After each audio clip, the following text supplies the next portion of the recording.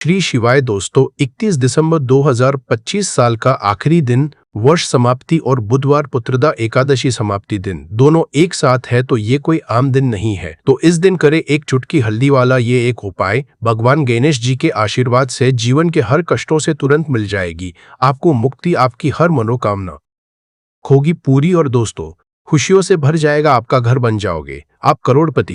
क्योंकि दोस्तों इस बार 31 दिसंबर 2025 बुधवार पौष पुत्रदा एकादशी समाप्ति दिन बहुत सारे योगों का निर्माण हो रहा है, जो कि कई वर्षों बाद आया है। इसलिए दोस्तों इस दिन का महत्व बहुत ही ज्यादा बड़ा होता है और इस दिन आप लोगों को यह एक चुटकी हल्दी वाला उपाय जरूर करना चाहिए, जो कि पंडित जी ने अपनी अभी की ही कथा में यहाँ पर बताया हुआ है।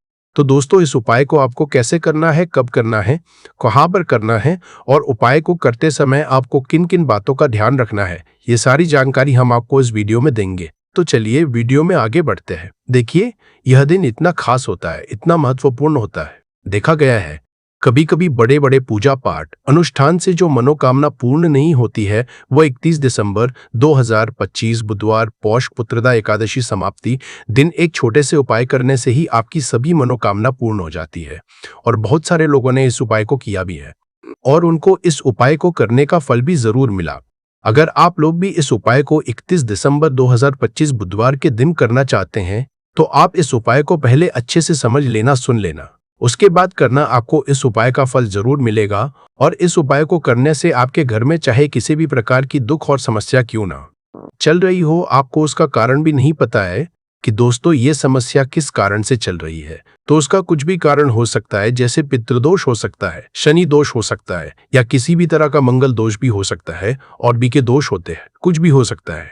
पर आपको इस उपाय को करने के लिए अपने दोष को पता लगाने की भी जरूरत नहीं है। 31 दिसंबर 2025 बुधवार पुत्रदा एकादशी समाप्ति दिन इस एक चुटकी हल्दी वाला उपाय को आप लोगों को कर लेना है। दोस्तों अब हम समझते हैं इस वाले उपाय को हमें करना किस समय है।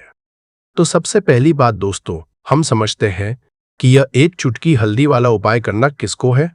तो देखिए यहाँ पर सीधी बात है कि यह एक चुटकी हल्दी वाला उपाय जो उपाय है, यह किस लिए किया जा रहा है। यह मनोकामना को पूर्ण करने के लिए किया जा रहा है, या आपके जीवन में जो दुख और परेशानियां हैं उनको दूर करने के लिए किया जा रहा है, या आपका कोई बड़ा काम है जो कि नहीं हो पा रहा है, आप उसके लिए इस उपाय को कर सकते हो। तो सीधी सी बात यह है कि आप अपनी किसी भी प्रकार की मनोकामना के लिए इस वाले उपाय को कर सकते हो। तो ये उपाय वह व्यक्ति कर सकता जिस व्यक्ति को अपनी किसी भी प्रकार की मनोकामना भगवान शिव जी से पूर्ण करवानी हो।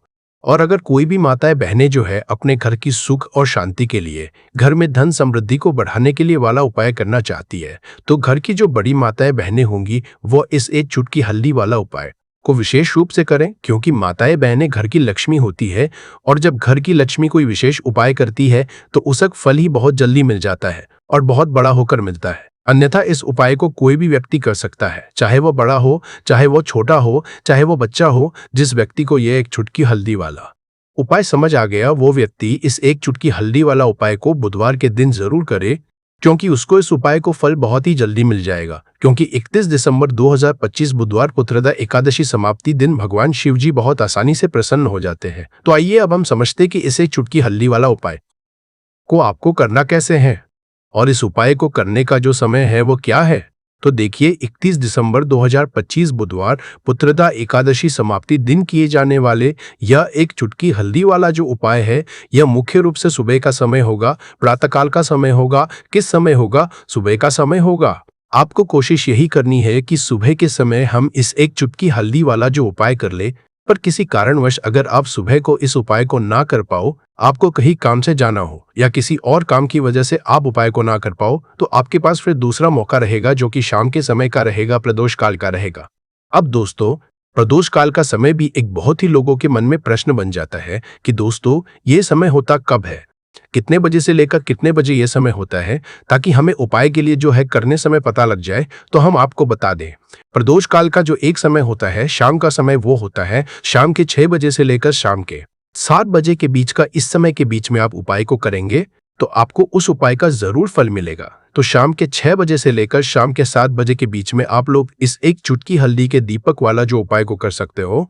तो भैया बहुत सारे लोग यहाँ पर ये प्रश्न भी जरूर करेंगे कि दोस्तों हम तो नौकरी पर जाते हैं, हम अपनी ड्यूटी जाते हैं और आने में हमें देर हो जाती है, तो उस जगह पर हमें क्या करना चाहिए? तो देखिए, उन लोगों को भी टेंशन लेने की जरूरत नहीं है। अगर आप लोग इस उपाय को शाम के समय प्रदोष काल में कर रहे हैं और अगर आप आने में देरी भी हो जाती है, आपको आने में 7 बजे तक आप नहीं पहुंच पाते हो, तो दोस्तों आप 7 या रात 8 बजे तक भी अगर उपाय को करोगे तो भी चल जाएगा। और अगर इससे भी थोड़ा देर हो जाती तो भी आप उपाय को कर सकते हो, क्योंकि 31 दिसंबर 2025 बुधवार का दिन है। ये दिन बहुत ही कम आता है पूरे साल भर में एक बार, इसलिए जब आपको मौका मिल जाए, जब आप इस उपाय को जरूर कर लेना। कोई भी उपाय हो, आप कभी भी कर सकते हो। बुधवार के दिन बस कोशिश करना कि समय कि थोड़ा अंतर्गत ही कर लो, पर किसी कारणवश अगर ना कर पाओ तो फिर आप थोड़ा देरी से भी कर सकते हो। आपको उपाय का फल जरूर मिलेगा। पूज्य गुरुजी ने कहा कि जब भी पौष बुधवार तिथि का दिन पड़े तो आपको सिर्फ और सिर्फ यही एक चुटकी हल्दी वाला उपाय करना है। इससे आपके जीवन में अगर धन वैभव की समस्या चल रही है, अगर आप रुपए पैसों के लिए बहुत ज्यादा परेशान रहते हैं, आर्थिक तंगी चल रही है, कई बार आप कोशिश बहुत करते हैं, मेहनत बहुत करते हैं, परंतु आपको धन हासिल नहीं हो पाता है। आप मेहनत करने के बावजूद भी सफल नहीं हो पाते हैं। आप अपने व्यापार में असफल हो जाते हैं, नौकरी करने के में असफल हो जाते हैं। किसी भी कार्य में अगर आप असफल हो रहे हो या फिर आपको धन की हानि हो रही हो, तो गुरुजी ने कहा कि आपको ये छोटा सा उपाय इस बुधवार पंचमी की तिथि में जरूर करना चाहिए। तो चलिए जानते हैं इस विशेष उपाय के बारे में। परंतु उससे पहले एक प्रार्थना, अगर आप समग्र ज्ञान चैनल पर नए हैं तो कृपया चैनल को सब्सक्राइब अवश्य कर लें और वीडियो को लाइक करके कमेंट बॉक्स में जय श्री हरि विष्णु जी, जय माता लक्ष्मी जरूर दे, जिससे कि भगवान श्री हरि विष्णु जी और माता लक्ष्मी जी की कृपा सदैव आप और आपके परिवार पर बनी रहे और आपको कभी भी धन से संबंधित किसी प्रकार की कोई कमी ना हो। आज का यह वीडियो बहुत ही खास होने वाला है, क्योंकि बुधवार की तिथि में किए जाने वाले 3 विशेष उपाय आज आपको इस वीडियो में बताए जाएंगे। यह उपाय आप अपनी समस्या के अनुसार कर सकते हैं। इन उपायों में आपको धन हासिल के उपाय बताए जाएंगे, आपकी कामना पूर्ति के उपाय बताए जाएंगे। जीवन में किसी भी प्रकार के संकट चल रहे हैं, समस्याएं चल रही हैं, तो उनको दूर करने के उपाय बताए जाएंगे। चलिए जानते हैं पूज्य गुरु जी द्वारा बताए गए सबसे पहले और सबसे खास उपाय के बारे में। इस उपाय के लिए आपको सबसे पहले जरूरत पड़ेगी एक दीपक और थोड़ी सी पिसी हुई हल्दी, और आपको 31 दिसंबर 2025 बुधवार के दिन एक चुटकी हल्दी डालकर एक दीपक घर में इस जगह पर जला देना है। होगी हर कामना पूरी, और इस उपाय को करने से धन बरसना आपके घर में चालू हो जाएगा और धन संपदा आपके घर में बढ़ती चली जाएगी। माँ लक्ष्मी की कृपा आपके घर पर बरसती चली जाएगी। तो हल्दी जो देखने में साधारण सी है, आपके रसोई घर में आपको बहुत आसानी से मिल जाएगी।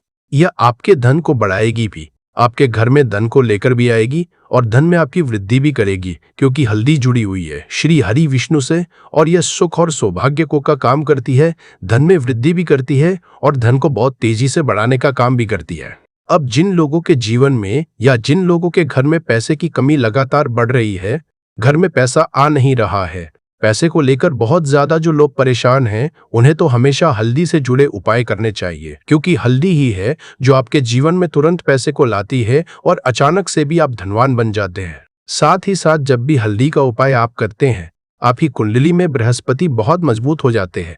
देखिए, आप अपनी कुंडली में बृहस्पति को मजबूत कर लेते हैं तो समझ लीजिए कभी भी आपको अपने जीवन में पैसों की कमी नहीं होती, कभी भी आपकी तिजोरी में धन की कमी नहीं होती। अब बुधवार का जो दिन होता है, यह देवगुरु बृहस्पति और भगवान विष्णु को समर्पित होता है। इस दिन भगवान विष्णु की पूजा अर्चना करने से और हल्दी के इस उपाय को करने से ऐसा समझ लीजिए कि रातों रात आपके घर में धन की वर्षा होना शुरू आएगी और आप भी अपने जीवन में महाधनी महाकरोड़पति बनेंगे। जीवन में आपके सुख आना शुरू हो जाएगा। अब आपको बता दे, जैसे ही आप अपनी कुंडली में बृहस्पति को मजबूत करते हैं, आपको धन सुख वैभव ये सब कुछ बहुत आसानी से मिल जाता है। जीवन में आप इतने आगे जाते हैं कि कभी भी आपको पीछे मुड़कर देखने की जरूरत नहीं पड़ती है। दिन पर दिन आप अपने जीवन में सफलता की सीढ़ियां चढ़ते चले जाते हैं। तो चलिए सबसे पहले उपाय की बात कर लेते हैं।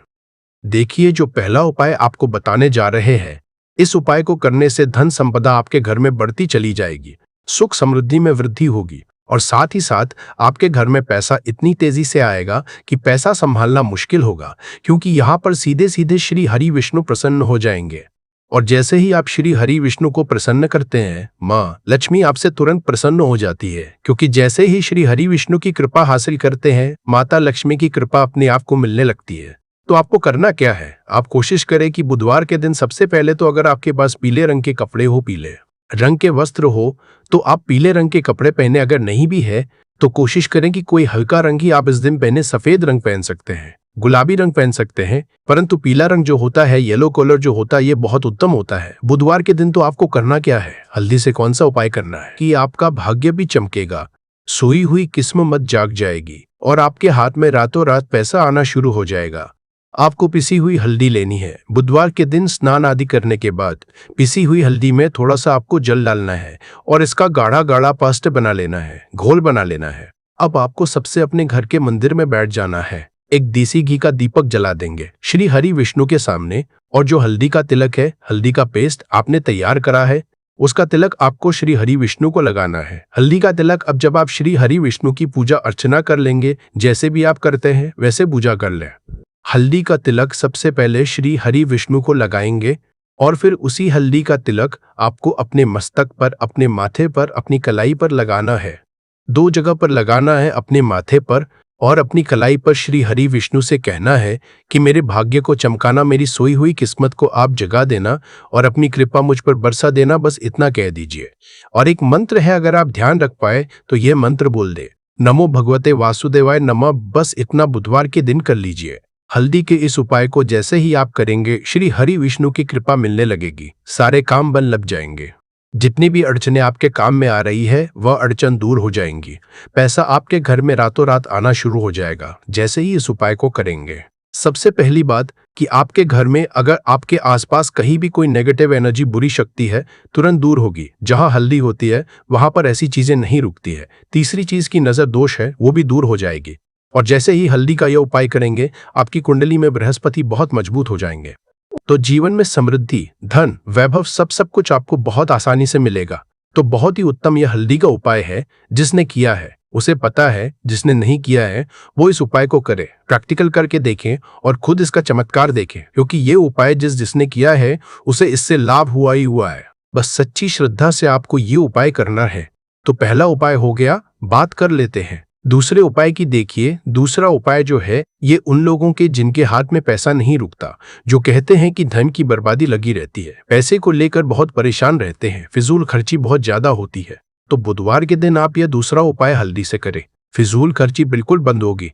घर में पैसा आएगा भी, रुकेगा, टिकेगा और धन संपदा कभी भी आपके घर में कम नहीं होगी। दिन पर दिन आपके घर में पैसा और धन संपदा बढ़ती चली जाएगी। अब देखिए, हमने पहले ही आपको बताया है कि हल्दी पैसे को खींचने का काम करती है, धन को बढ़ाने का करती है। जैसे बाधन कर्मे के साथ उन्हार पारी, क्योंकि हल्दी जो होती है ये बहुत ही शुभ होती है। हल्दी श्री हरि विष्णु से जुड़ी है तो ये धन को बढ़ाती ही बढ़ाती है।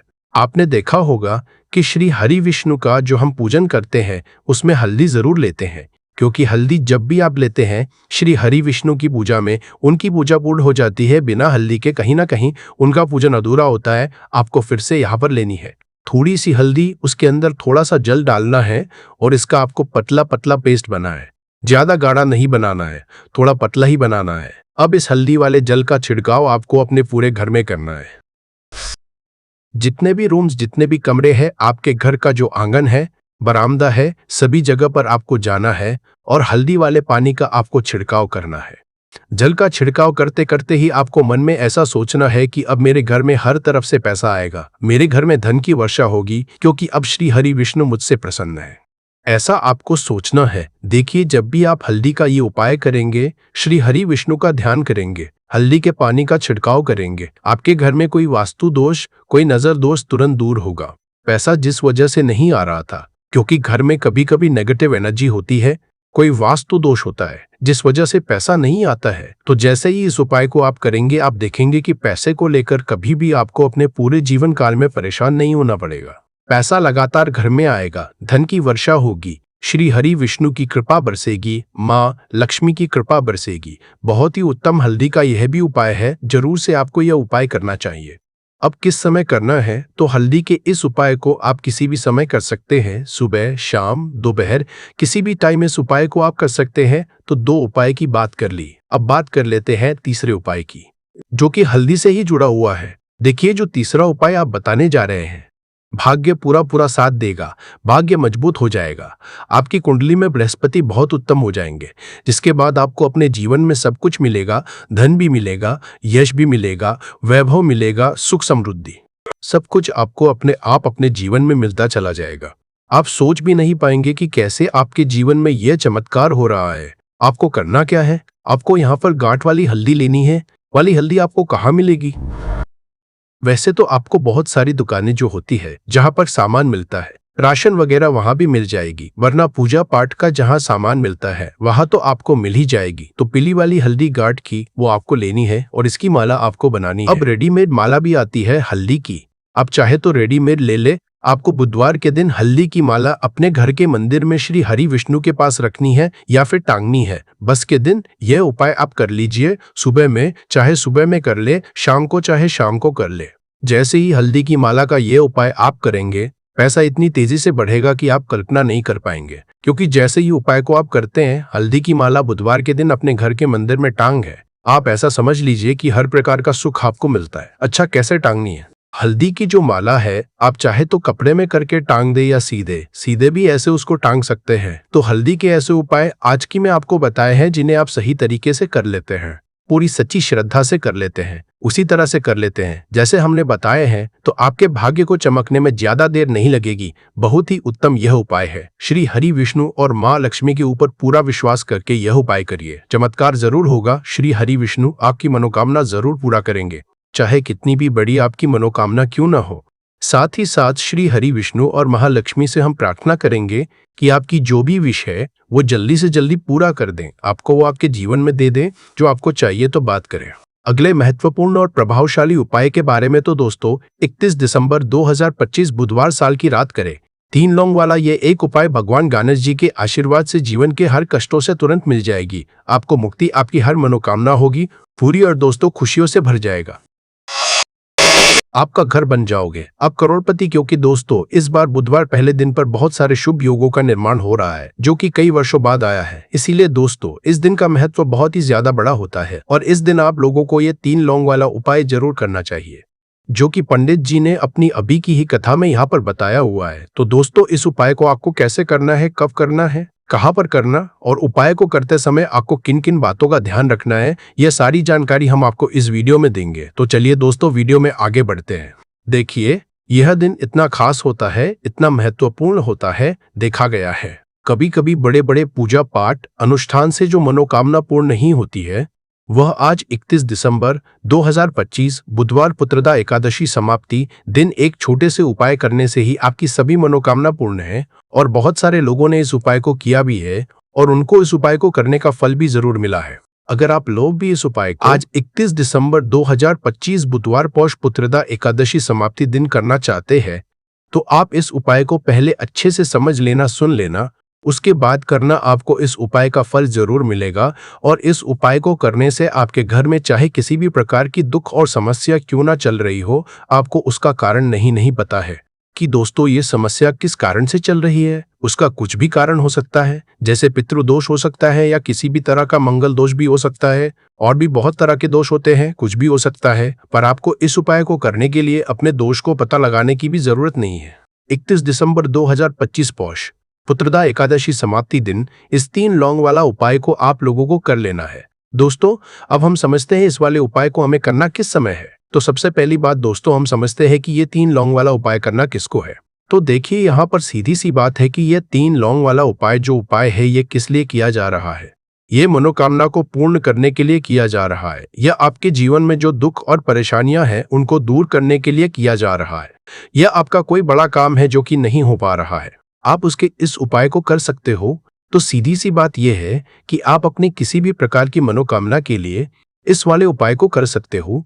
तो यह उपाय वो व्यक्ति कर सकता है जिस व्यक्ति को अपनी किसी भी प्रकार की मनोकामना भगवान शिव जी से पूर्ण करवानी हो। और अगर कोई भी माताएं बहनें जो है अपने घर की सुख और शांति के लिए, घर में धन समृद्धि को बढ़ाने के लिए वाला उपाय करना चाहती है, तो घर की जो बड़ी माताएं बहनें होंगी वह इस 3 लौंग वाला उपाय को विशेष रूप से करे, क्योंकि माता घर की लक्ष्मी होती है और जब घर की लक्ष्मी कोई विशेष उपाय करती है तो उसका फल ही बहुत जल्दी मिल जाता है और बहुत बड़ा होकर मिलता है। अन्यथा इस उपाय को कोई भी व्यक्ति कर सकता है, चाहे वो बड़ा हो, चाहे वो छोटा हो, चाहे वो बच्चा हो। जिस व्यक्ति को यह 3 लौंग वाला उपाय समझ आ गया, वो व्यक्ति इस 3 लौंग वाला उपाय को पौष पुत्रदा एकादशी समाप्ति दिन जरूर करे, क्योंकि उसको इसको फल बहुत ही जल्दी मिल जाएगा, क्योंकि 31 दिसंबर 2025 बुधवार पौष पुत्रदा एकादशी समाप्ति दिन माता लक्ष्मी जी बहुत आसानी से प्रसन्न हो जाती है। तो आइए अब हम समझते हैं कि इस 3 लौंग वाला उपाय को आपको करना कैसे है और इस उपाय को करने का जो समय है वो क्या है। तो देखिए, इस 31 दिसंबर 2025 बुधवार के दिन किए जाने वाले ये 3 लौंग वाला जो उपाय है, ये मुख्य रूप से शाम के समय का रहेगा, प्रदोष काल का रहेगा। अब दोस्तों, प्रदोष काल का भी एक बहुत ही लोगों के मन में प्रश्न बन जाता है कि दोस्तों ये समय होता कब है, कितने बजे से लेकर कितने बजे ये समय होता है, ताकि हमें उपाय के लिए जो है करने का समय पता लग जाए।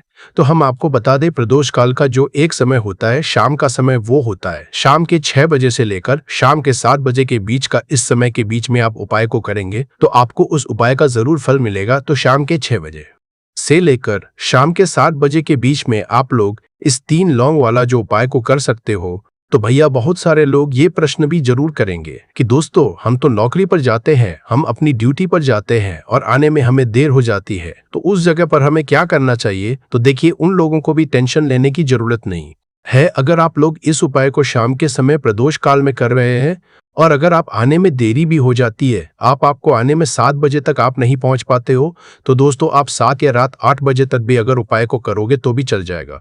और अगर इससे भी थोड़ा देर आती तो भी आप उपाय को कर सकते हो, क्योंकि 31 दिसंबर 2025 बुधवार पहला दिन है। यह दिन बहुत ही कम आता है, पूरे साल भर में एक बार। इसीलिए जब आपको मौका मिल जाए, जब आप इस उपाय को जरूर कर लेना। कोई भी उपाय हो, आप कभी भी कर सकते हो। बुधवार के दिन बस कोशिश करना कि समय के थोड़ा मतलब अंतर्गत ही कर लो, पर किसी कारणवश अगर ना कर पाओ तो फिर आप थोड़ा देरी से भी कर सकते हो, आपको उपाय का जरूर मिलेगा।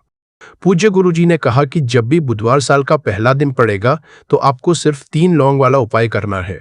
इससे आपके जीवन में अगर धन वैभव की समस्या चल रही है, अगर आप रुपए पैसों के लिए बहुत ज्यादा परेशान रहते हैं, आर्थिक तंगी चल रही है, कई बार आप कोशिश बहुत करते हैं, मेहनत बहुत करते हैं, परंतु आपको धन हासिल नहीं हो पाता है, आप मेहनत करने के बावजूद भी सफल नहीं हो पाते हैं, आप अपने में असफल हो जाते हैं, नौकरी करने की कोशिश में असफल हो जाते हैं, किसी भी कार्य में अगर आप असफल हो रहे हो या फिर आपको धन की हानि हो रही हो, तो गुरुजी ने कहा कि आपको ये छोटा सा उपाय इस बुधवार की पौष पुत्रदा एकादशी समाप्ति दिन जरूर करना चाहिए। तो चलिए जानते हैं इस विशेष उपाय के बारे में, परंतु उससे पहले एक प्रार्थना। अगर आप समग्र ज्ञान चैनल पर नए हैं तो कृपया चैनल समग्र ज्ञान को सब्सक्राइब अवश्य कर। आज का यह वीडियो बहुत ही खास होने वाला है, क्योंकि बुधवार साल के पहले दिन में किए जाने वाले 3 विशेष उपाय आज आपको इस वीडियो में बताए जाएंगे। यह उपाय आप अपनी समस्या के अनुसार कर सकते हैं। इन उपायों में आपको धन हासिल के उपाय बताए जाएंगे। अपने मुकुट पर स्थान दे, सम्मान दिया। वास्तु के अनुसार मोरपंख घर से अनेक तरह के वास्तु दोष को दूर करता है और मोरपंख सकारात्मक ऊर्जा को अपनी तरफ खींचता है। जो ऋषि महर्षि थे, उन्होंने मोरपंख की कलम से ही बड़े बड़े ग्रंथ लिखे हैं।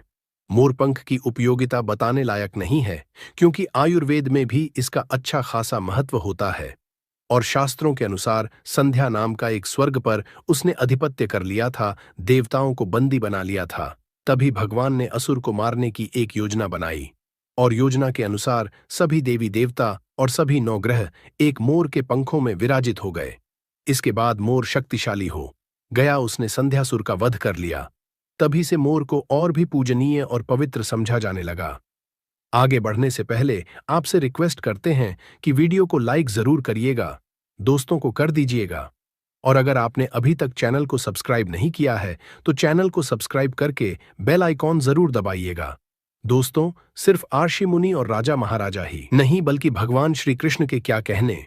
आपको भी पता है कि कृष्ण कन्हैया को मोरपंख बिना अधूरा समझा जाता है। उन्हें मोर मुकुट वाला कहा जाता है। उनके मुकुट में मोर पंख के बिना वो कभी रहते नहीं थे।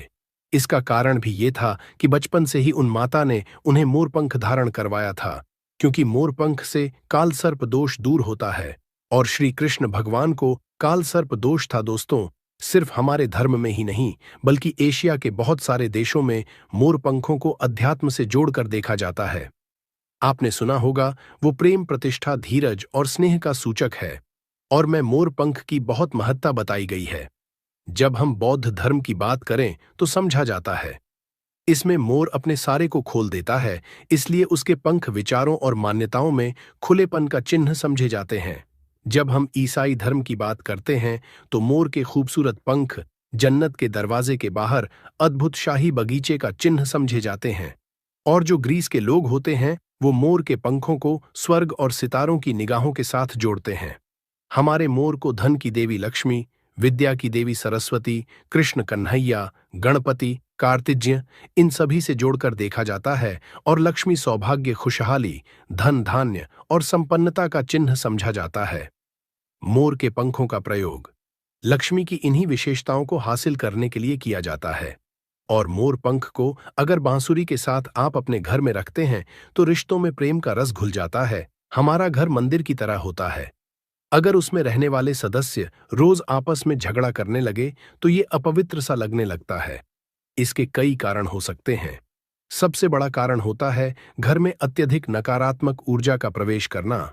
अब सवाल उठता है कि घर में अगर नकारात्मक ऊर्जा बढ़ गई है तो इसको दूर कैसे किया जाए। इसका प्रवेश अगर हो गया है तो इसको बाहर कैसे करें। इसके लिए हमने आपको जन्माष्टमी के दिन भी एक प्रयोग बताया था कि मोर के पंखों आरती के बाद आप अपने घर पे खूब हवा में हिलाए। इससे आपके घर की जितनी नकारात्मक ऊर्जा है वो आपके घर से बाहर हो जाएगी।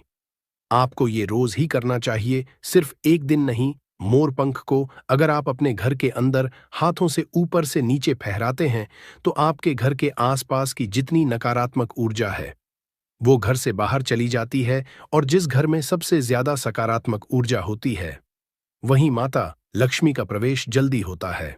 इसी बात को रखते हुए आज हम आपको बताएंगे कि घर में वो कौन सी 3 जगह है जहां पर आपको मोर पंख जरूर रखना चाहिए। और इन जगहों पर अगर आप मोर पंख रख देते हैं तो आपके घर में भी सबसे अधिक सकारात्मक ऊर्जा बनी रहेगी। तो साक्षात लक्ष्मी जी आपके घर जरूर आमंत्रित होंगी। आप किसी भी शुभ दिन मोर का ये पंख लेकर के घर के किसी ऐसे स्थान पर सबसे पहले लगा दें जहां पर आने जाने वाले लोगों की नजर सबसे आधा पड़ती है। असल में मोर का पंख नकारात्मक ऊर्जा को अवशोषित करता है, यानी कि एब्जॉर्ब करता है। इसलिए आपको इसको ऐसे स्थान पर लगाना चाहिए जहां ये सभी को नजर आए। मोर के पंख के ये प्रयोग न सिर्फ आपको बल्कि आपके घर के सदस्यों के जीवन में भी सुख और समृद्धि जरूर लेकर आएंगे। ये प्रयोग आप अपने घर पर किसी भी शुभ दिन से शुरू कर सकते हैं। और दोस्तों, अभी तो गणेशोत्सव का माहौल चल रहा है।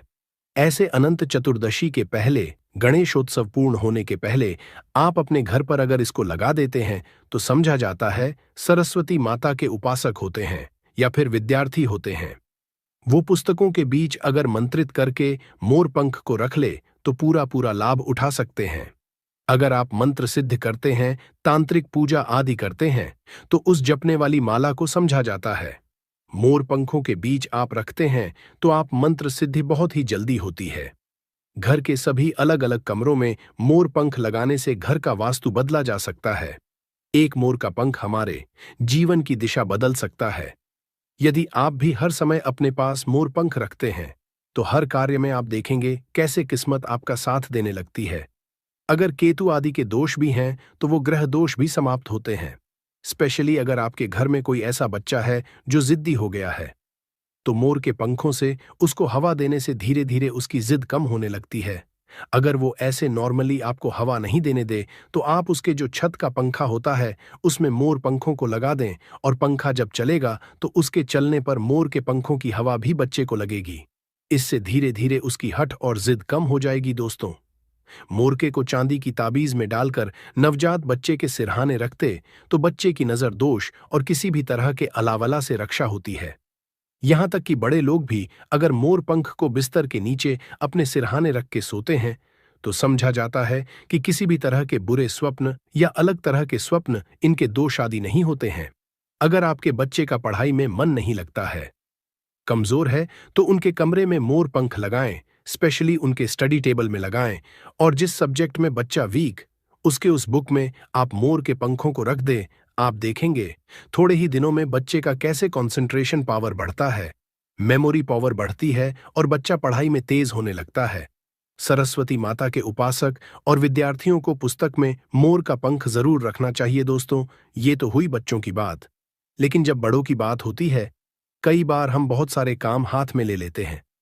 काम होते होते लास्ट में रुक जाता है या लंबे समय अटका हुआ आ जाता है। काम बढ़ता ही है। तो ऐसे में यदि आप अपने घर के बेडरूम के पूर्वी दक्षिण यानी south east corner of the house है उसमें मोर का पंख लगाते हैं तो आपके अटके हुए कार्य पूरा होने के योग्य बनने लगते हैं। घर में अगर पैसों की बरकत नहीं होती है, धन आता है रुकता नहीं है, तो इसी कोण में यानी दक्षिण पूर्व कोण में आप इसको लगा देते हैं तो घर में बरकत बढ़ती है। और अचानक कष्ट जो आते हैं या एक्सीडेंट जैसे अचानक अचानक जो प्रॉब्लम्स आती है उन सब से आपको मिलती है। आप चाहें तो आपका जो घर है या फिर दुकान की जो दक्षिण पूर्व दिशा है वहां पर मोर का पंख स्थापित करते हैं। और व्यापारिक स्थल में अगर आप इसको स्पेशली स्थापित करते हैं तो आपके घर में कभी भी पैसों की कमी नहीं होती। आप चाहें तो अपनी जेब में या डायरी में मोर का पंख रखें। इससे भी आपको राहु दोष प्रभावित नहीं करता। और मन चाहे पैसा कसमझे के बाद भी अगर पैसा नहीं टिकता है तो आपके घर के साउथ ईस्ट कॉर्नर में मोर पंख जरूर लगाना चाहिए। एक और फायदा है मोर का पंख घर में लगाने से, वो ये होता है कि घर में अगर आपके आसपास सांपों का डेरा है तो समझा जाता है घर में सांप प्रवेश नहीं करता, या किसी घर में किसी मेंबर को कालसर्प दोष है, राहु केतु दोष है, तो भी मोर पंख लगाने से उस घर में ग्रहों का असर नष्ट हो जाता है। क्यों समझा जाता है? क्योंकि मोर और सर्प में शत्रुता होती है, अर्थात सर्प शनि तथा राहु के सहयोग से बनता है। और यदि मोर का पंख घर के पूर्वी और पश्चिम दीवार में या आपके जेब और डायरी में रखा जाए तो राहु का दोष कभी उसको परेशान नहीं करता है। घर में सर्प हो, मच्छर हो, बिच्छू हो, इस तरह के विषैले जंतुओं का भय नहीं रहता। अब 3 कोने कौन कौन से हैं जिसमें आपको मोर का पंख रखना चाहिए ताकि आपकी आमदनी गुना बढ़ सके? पहला मोर पंखा आपको घर की अलमारी में या तिजोरी में रखना है। आप घर में जिस स्थान पर सबसे ज्यादा पैसा रखते हैं वहीं पर मोर पंख आपको रखना चाहिए। इससे आपकी तिजोरी में धन बढ़ने लगेगा। साथ ही साथ इससे पहले से रखा हुआ धन धीरे धीरे खर्च होगा। आप खुद देखेंगे आपकी सेविंग बढ़ने लगेगी, बरकत बढ़ने लगेगी और धन की इनकम दिनों दिन बढ़ती चली जाएगी। दूसरा मोर पंख आप अपने घर के रखें या घर के ईशान कोण यानी north east corner of the house में रखें, या फिर जहां पर आप घर में भगवान को रखते हैं वहीं इस मोर पंख को रख दे। चाहे तो आपका बंडल बनाकर रख सकते हैं या फिर आप चाहें तो श्री कृष्ण भगवान के मुकुट पे इसको धारण करा सकते हैं। और रोज आप जब भगवान की पूजा करते हैं उस समय इस मोरपंख की भी आपको पूजा करनी चाहिए। इससे आप देखेंगे पैसों के मामले में किस्मत जाएगी और धन आगमन के नए द्वार आपके लिए खुलते चले जाएंगे। तीसरा, मोरपंख आपको कहाँ रखना है? आपको अपने बेडरूम में बिस्तर के नीचे रखना है।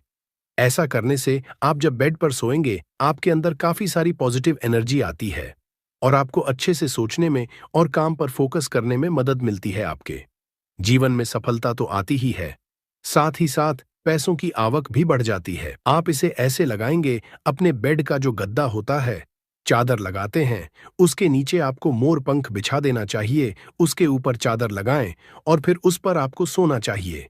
आप यदि अपने घर के मुख्य द्वार पर 3 मोर पंख लगा लेते हैं, और दोस्तों ये जो गणपति विसर्जन होने वाला है अनंत चतुर्दशी को, उसके पहले आप ये छोटा सा काम है।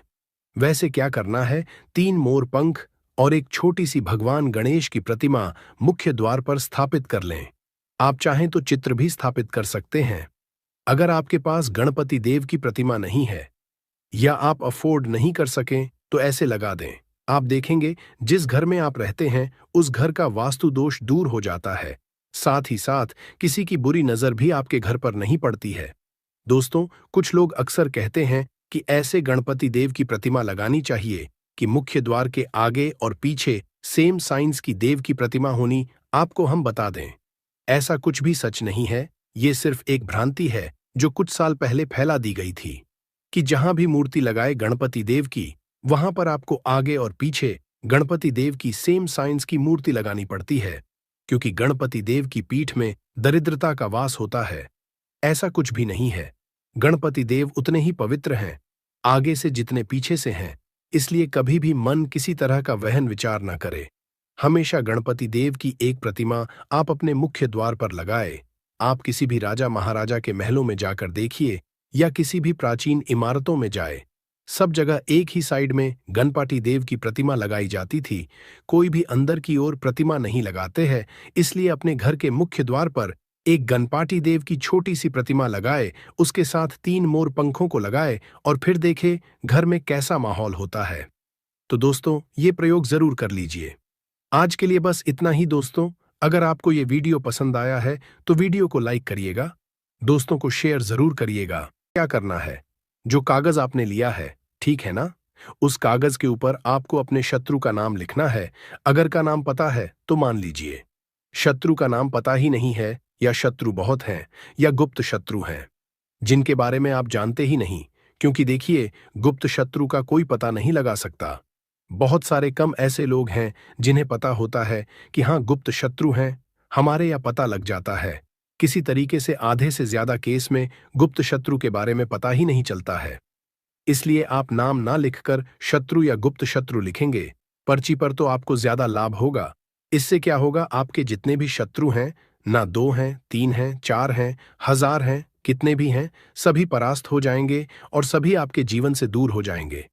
मतलब उनकी पूरी ताकत खत्म हो जाएगी। कुछ आपका नहीं बिगाड़ पाएंगे, तो कोशिश वो कितनी भी कर लें कि आपका नुकसान करना है, धन हानि करनी है, व्यापार खराब करना है, लेकिन सिर्फ सोचेंगे कर कुछ नहीं पाएंगे। तो देखिए, पर्ची पर आपको नाम लिख लेना है, या फिर नाम ना लिखकर आप शत्रु लिखें तो ज्यादा उत्तम है। शत्रु लिख लिया, अब उस पर्ची को आपको फोल्ड कर लेना है, ठीक है ना, मोड़कर उसे बंद कर लेना है पर्ची को। अब जो माचिस है आपके पास, उस माचिस के अंदर इस पर्ची को, इस सफेद रंग के कागज को जिस पे आपने शत्रु लिखा है, उस पर्ची को आपको रख लेना है। रख लिया, अब इस माचिस को आपको बंद करके अपने पास रख लेना है। माचिस खोलकर ही उसके अंदर आपको पर्ची रखनी है, और फिर माचिस को 24 घंटे तक, कितने घंटे, 24 घंटे यानी 24 आवर, 24 घंटे आपको उस माचिस को अपने पास रखना है। देखिए, जब 24 घंटे हो जाएंगे, उसके बाद आपको क्या करना है। 24 घंटे में आप सोचें कि रात में आप सो रहे हैं, तो क्या माचिस को बाहर निकाल कर रखना है? नहीं, सोते समय भी उस माचिस की डिब्बी को अपने पास रखना है, ठीक है ना। अपनी पॉकेट में आप रख सकते हैं, तकिया के पास रख सकते हैं, कहीं भी रखिए, रखना अपने पास। जब 24 घंटे हो जाएंगे, उसके बाद अगले दिन आपको क्या करना है कि सुबह उठना है, जो भी आप काम करते हैं वो काम कर लीजिए। उसके बाद जब भी आपको समय मिले, उस समय आपको क्या करना है, कहीं एकांत स्थान पर जाना है, ठीक है ना। आप किसी ऐसे स्थान पर भी जा सकते हैं जहां पानी भरा होता है, इकट्ठा हो जाता है, ऐसे स्थान पर भी जा सकते हैं, या ऐसे स्थान पर चले जाइए जो बिल्कुल एकांत, जहां कोई आता जाता ना हो। एकांत व्यक्ति आए तो कोई बात नहीं, ज्यादा लोग ना आते जाते हो, ऐसे स्थान पर आपको जाना है, और वहां जाकर फिर से आपको अपने शत्रुओं के बारे में सोचना है। ऐसा सोचना है कि मेरे जितने भी शत्रु हैं, अब वो परास्त हो रहे हैं, मेरे जीवन से दूर हो रहे हैं, और चाहकर भी अब वो मेरा कुछ नहीं बिगाड़ सकते। ऐसा सोचना है, और मन ही मन आपको प्रार्थना करनी है राहु से कि मेरे जो शत्रु हैं, मेरे जो दुश्मन हैं, उन्हें मेरे जीवन से आप दूर कर दीजिए, ठीक है ना। ये माचिस का उपाय राहु से जुड़ा हुआ है। अब आपको क्या करना है, उस पूरी माचिस की डिब्बी को वहां एकांत में फेंक कर आ जाना है। तो माचिस की डिब्बी को जब फेंकेंगे, पर्ची के साथ ही आपको फेंकना है। ऐसा नहीं है कि आप सोचे माचिस के अंदर से पर्ची निकालकर आपको उस डिब्बी को फेंकना है। पूरी की पूरी डिब्बी ऐसे ही फेंक कर आ जाना है, तीली के साथ, पर्ची के साथ पूरी माचिस, और फिर पलटकर आपको नहीं देखना है, सीधे अपने घर पर आइए, हाथ पैर धो लीजिए। बाकी आपको कुछ भी करने की जरूरत नहीं है। कितनी ये उपाय करना है, सिर्फ एक बार करना है, ज्यादा बार ये उपाय नहीं करना है। सिर्फ एक बार तो किसी भी दिन आप ये उपाय करिए। शत्रु 1 हो, 2 हो, लाख हो, 1000 हो, करोड़ ही क्यों ना हो, आपके जीवन से दूर हो जाएंगे और कभी आपको परेशान नहीं कर पाएंगे। तो बहुत उत्तम, बहुत अचूक उपाय है, करिए और रातों रात इसका चमत्कार देखिए। देखिए, ये उपाय स्त्री पुरुष कोई भी कर सकता है। किस समय करना है, सुबह में, दोपहर, कभी भी इस उपाय को आप कर सकते हैं, किसी भी दिन कर सकते, ठीक है ना। बाकी कुछ भी आपको पूछना हो, आप कमेंट सेक्शन में पूछ सकते हैं। बाकी बालाजी महाराज का जयकारा जरूर लगाइए, उनका आशीर्वाद आपको मिलता रहेगा। उनका आशीर्वाद जिन्हें मिलता है, उनका हमेशा कल्याण ही होता है, और कभी उन्हें शत्रु परेशान नहीं कर पाते हैं। अगर आप यहां तक वीडियो देख चुके हैं तो आपको बता दूं, आगे बताए जाने वाले उपाय इतने लाभकारी है, जिस किसी ने भी किए उसको 100% लाभ हासिल हुआ है। तो चलिए, साधारण जीवन में इस्तेमाल होने वाली वस्तुओं के कुछ धन प्राप्ति उपाय भी बताते हैं। इसी तरह घर में और भी कुछ चीजें हैं जो आपके वास्तु दोष का कारण बनती है और आपकी परेशानी की वजह बनती है। तो आइए पहले जान लें, क्या आपको अपने घर में वास्तु दोष के बारे में कैसे पता लगता है और किस तरह से आप बड़ी ही आसानी से इसे कर सकते हैं। दोस्तों, वास्तुशास्त्र के अनुसार किसी भी घर में वास्तु दोष होने से सुख, शांति और पारिवारिक उन्नति में बाधा पैदा होती है। वास्तु दोष के कारण पनपने वाली नकारात्मक ऊर्जा से व्यक्ति के भाग्य पर बुरा असर पड़ता है। साथ ही घर के लोगों को कई तरह की परेशानियों का सामना करना पड़ता है। दोस्तों, शास्त्रों के अनुसार अगर हम ये छोटे मोटे उपाय कर लें तो अपने घर नेगेटिव एनर्जी से छुटकारा पा सकते हैं। तो आइए जानते हैं, लेकिन उससे पहले दोस्त आपसे रिक्वेस्ट है कि वीडियो को लाइक करें, अपने दोस्तों के साथ शेयर करें और अगर आपने अभी तक चैनल को सब्सक्राइब नहीं किया तो सब्सक्राइब करके बेल आइकॉन जरूर प्रेस कर लें। दोस्तों, नंबर 1, जीवन में तरक्की पाने के लिए रोज पहली रोटी गाय को दें, पीपल को जल चढ़ाएं और चींटियों को मिला आटा दें। तांबे के लोटे में जल लाल चंदन मिलाकर रात को अपने सर के पास रखकर सो जाएं। सुबह उस जल को तुलसी को चढ़ा दें। ऐसा करने से आपकी परेशानियां धीरे धीरे दूर हो जाएंगी। नंबर 2, वास्तु के मुताबिक अगर आपके घर में तिजोरी है और आप उसके सामने शीशा लगा दें तो इससे धन में बरकत होती है। व्यापारी लोग अपने कैश बॉक्स के सामने शीशा लगाएं, इससे आपके ग्राहक बढ़ेंगे। दोस्तों, 3, झाड़ू पोछा कभी भी खुले में नहीं रखना चाहिए, इन्हें हमेशा छिपाकर रखना चाहिए और झाड़ू कभी भी रसोई में नहीं रखनी चाहिए। नंबर 4, शौचालय का दरवाजा हमेशा बंद होना चाहिए। माना जाता है कि घर की नकारात्मक ऊर्जा शौचालय में ही बात करती है। ऐसे में अगर शौचालय का दरवाजा खुला रहता है तो नकारात्मक ऊर्जा आपके घर में प्रवेश करती है। नंबर घर में सुख शांति के लिए कपूर को घी में डूबाकर सुबह शाम जलाना चाहिए। इससे घर में वास्तु दोष भी कम होता है और रह रहे सदस्यों के जीवन की परेशानियां दूर होती हैं। दोस्तों, नंबर 6, दुर्घटना से बचने के लिए शाम को हनुमान चालीसा के बाद कपूर जरूर जलाना चाहिए। नंबर 7, घर में जिस जगह वास्तु दोष हो वहां कपूर की 2 टीकियां रखें। खत्म हो जाने के बाद वहां दोबारा इसे रखें। नंबर 8, अस्त के बाद कभी भी किसी को दूध, दही या प्याज नहीं देना चाहिए, यह भाग्य में बाधक भी बन सकता है। नंबर 9, घर के मुख्य द्वार पर कूड़ादान कभी भी न रखें। नंबर 10, घर में टूटा हुआ शीशा कभी भी नहीं होना चाहिए। नंबर 11, अच्छे भाग्य के लिए सुबह नहाते समय पानी में थोड़ा सा कपूर का तेल मिलाएं। शनिवार को चमेली का तेल भी मिला सकते हैं। नंबर 12, लक्ष्मी की कृपा पाने के लिए रोज रात को रसोई अच्छी तरह से साफ करके चांदी की कटोरी में कपूर और लौंग जलाएं। यह प्रक्रिया रोज की जाए तो घर में बरकत बनी रहती है और मां लक्ष्मी जल्द ही ऐसे घर से आकर्षित होती है। ऐसे घरों से नकारात्मकता हमेशा दूर रहती है। दोस्तों, नंबर 13, घर के सोने वाले कमरे में पौधे नहीं लगानी चाहिए, इससे आपके ऊपर नकारात्मक असर हावी हो सकता है। नंबर 14, घर में पौधे लगाते समय पानी में सेंधा नमक डालें। सादे नमक का भी आप उपयोग कर सकते हैं, लेकिन दोस्तों ज्यादा फलदायी होता है। आपको शुभ फल जल्द ही हासिल होंगे। दोस्तों, घड़ी की सही दिशा आपके जीवन को भी सही रास्ता दिखाने में मदद कर सकती है। इसके अलावा कैलेंडर को किस जगह लगाना चाहिए और किस जगह पर नहीं, ये भी हम जानेंगे। सबसे पहली बात जिसकी हम बात करेंगे वो है दोस्तों घड़ी का आकार, यानी घड़ी की शेख। दोस्तों, शास्त्र के अनुसार गोलाकार की घड़ी या अंडाकार घड़ी सबसे उत्तम मानी जाती है, पर आजकल देखा जा रहा है कि बाजार में कई तरह की घड़ियां मौजूद हैं जिसमें घर के सदस्य या भगवान की तस्वीरें और फोटो भी लगी होती है। लेकिन दोस्तों, आपको बता दें कि घड़ी के साथ तस्वीरें लगाना बिल्कुल भी सही नहीं है। इससे आपके घर के सदस्यों के जीवन पर समय का असर देखने को मिल सकता है। और की तस्वीर घड़ी में बिल्कुल भी नहीं लगानी चाहिए, क्योंकि भगवान की तस्वीर को रोज धूप, दीप, अगरबत्ती और पूजन की आवश्यकता होती है और घड़ी तो कई महीनों तक धूल में पड़ी रहती है। इससे भगवान का अपमान होता है और यह शुभ नहीं माना जाता। हो सके तो घड़ी का आकार गोल और अंडाकार ही पसंद है। घड़ी का गोल या अंडाकार बोना हमारी पृथ्वी के आकार को दर्शाता है जो को और घड़ी में नुकीले कौन होते हैं और वास्तु के अनुसार नुकीले